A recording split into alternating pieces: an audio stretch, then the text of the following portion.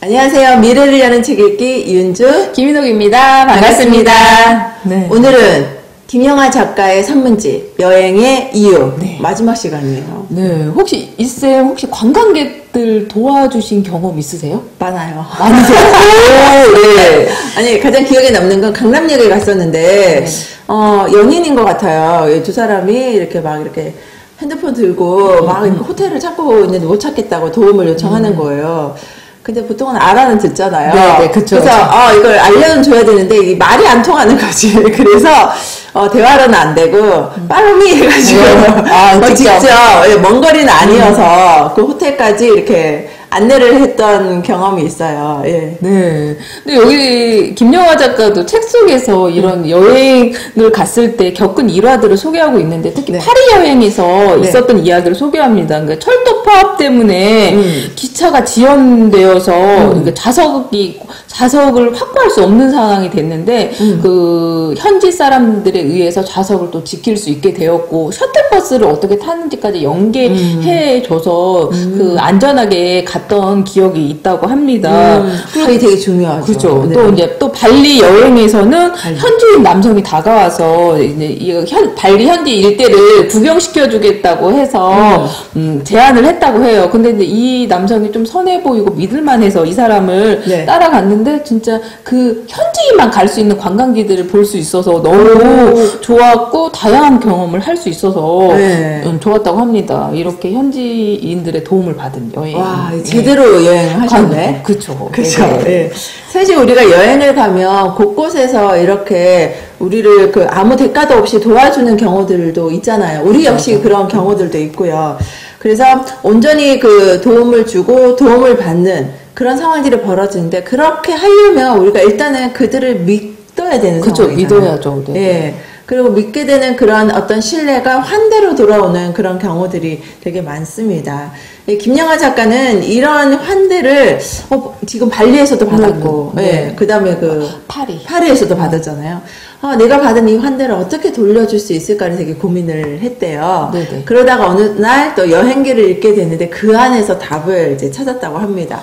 뭐냐면 어떤 한 여행객이 이제 여행을 하다가 이제 버스를 타게 된 거예요. 네네. 근데 이제 지갑을 잃어버린 걸 그때 이제 알게 된 거죠. 그래서 어떻게 해야 되나 지갑을 잃어버려서 막 이렇게 고민하고 있었는데 그 모습을 보던 이제 버스에 타고 계신 할머니 한 분이 대신 버스비를 이렇게 내주셨다고 해요. 너무 고맙잖아요. 그죠.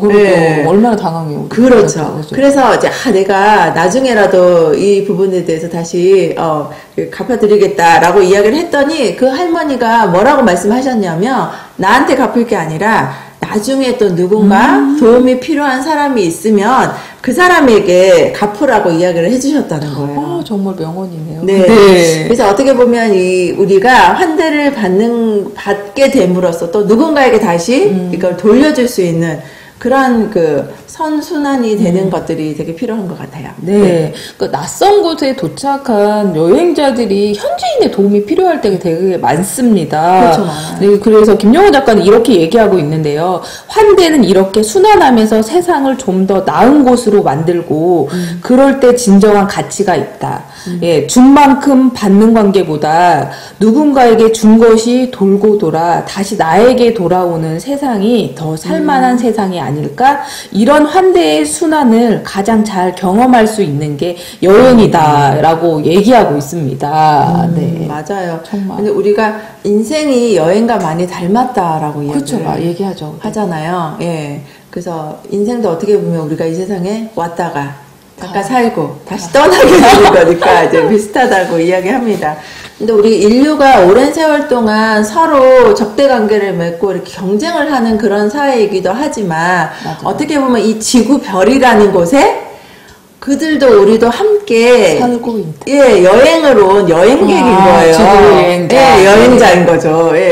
그러다 보니까 우리가 먼저 이렇게 살고 있는 사람이 나중에 오는 사람들에게 뭔가 이렇게 환대해주는 경우 있잖아요. 알려줘야 할 필요도, 도움을 줘야 되는 것도 있고, 또 뒤에 온 사람은 앞에서 먼저 경험한 사람의 어떤 도움을 받아야지만 살아가는 경우들도 되게 많잖아요. 네네. 그러니까 어떻게 보면 이런 부분들이 서로 이렇게 믿고 신뢰하고 인정하고 환대를 베푸는 이런 것들이 단순하게 여행지에서만 필요한 것이 아니라 그쵸, 우리 그쵸. 삶에서도 되게 필요한 항목들 중에 하나다라고 이야기를 해주고 있습니다. 그래서 우리가 살면서 없어서는 안 될 삶의 가치다라고 이야기를 하고 있고요. 내가 살면서 누군가에게 베푸는 과정으로 이런 부분들은 이어져야 한다라는 이야기를 하고 있습니다. 네. 노바디 여행 오디세우스와 괴물 키클롭스의 이야기가 나옵니다. 오디세우스가 신들의 저주로 10년 동안 고생스러운 여행을 하게 되는데요. 그렇죠. 네. 그가 괴물 키클롭스를 허영과 자만으로 과시하다가 이게 자초된 여행이라고 합니다. 우리는 그렇게 생각을 안 했는데 옛날에 책을 읽었을 때는 네. 그래서 우리가 경계해야 할 점이 허영과 자만이라고 김영하 작가도 이렇게 얘기를 하고 있네요. 네. 이 김영하 작가는 책에서도 여러 번 이야기를 했는데요. 자신의 삶 자체가 여행이다라고 말을 하고 있잖아요. 그렇죠? 그래서 처음에는 단순하게 이 작가가 생각한 여행에 대한 의미, 이유를 이야기해주는 책이구나라고 생각했는데 점점 읽으면 읽을수록 삶에 대한 태도라든지 아니면 삶의 이유와 목적에 대해서 이야기하는 책이라는 생각이 들었어요. 그래서 인생은 여행이다 이런 말도 같이 이렇게 일맥상통한 것 같은데요. 진짜 맞는 얘기인 것 같아요. 네네네. 네.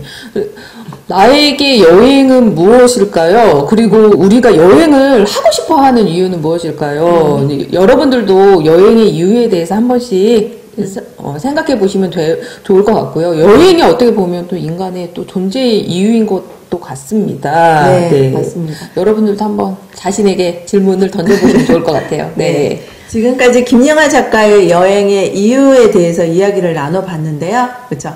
여행을 통해서 삶도 한번 되돌아보시는 그런 좋은 기회가 되셨으면 좋겠습니다. 저희는 다음 시간에 더 좋은 또 내용을 함께 해야겠네요. 그렇죠? 네. 그럼 다음 시간에 뵙겠습니다. 감사합니다.